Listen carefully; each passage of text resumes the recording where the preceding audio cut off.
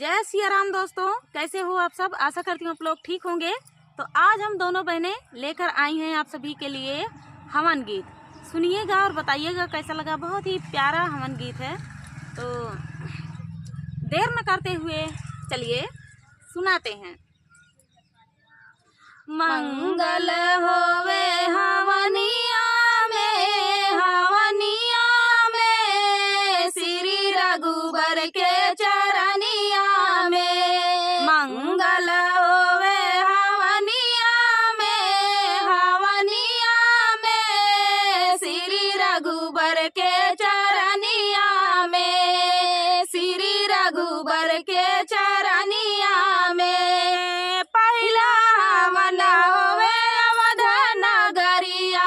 पहला हवन होवे अवध नगरिया। राजा दशरथ के जमीनिया में श्री रघुबर के चरनिया में। मंगल होवे हवनिया में श्री रघुबर के चरनिया में। श्री रघुबर के चरनिया में दूसरी हवन होवे गोकुल नगरिया। दूसरी हवन होवे गोकुल नगरिया। नंद बाबा के जमीनिया में श्री रघुबर के चरनिया में। श्री रघुबर के चरनिया में। अरे नंद बाबा के जमीनिया में श्री रघुबर के चरनिया में। श्री रघुबर के चरनिया में मंगल होवे हवनिया में श्री रघुबर के चरनिया में।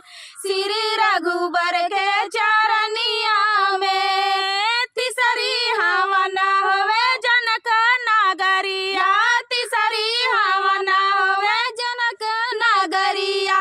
राजा जनक के जमीनिया में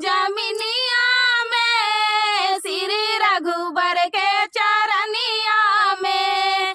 श्री रघुबर के चरनिया में मंगल होवे हवनिया में श्री रघुबर के चरनिया में। श्री रघुबर के चरनिया में। तो दोस्तों, ये प्यारा सा हवन गीत आप सभी को कैसा लगा कमेंट में बताना दोस्तों। मिलते हैं नेक्स्ट वीडियो में, तब तक के लिए जय सिया राम।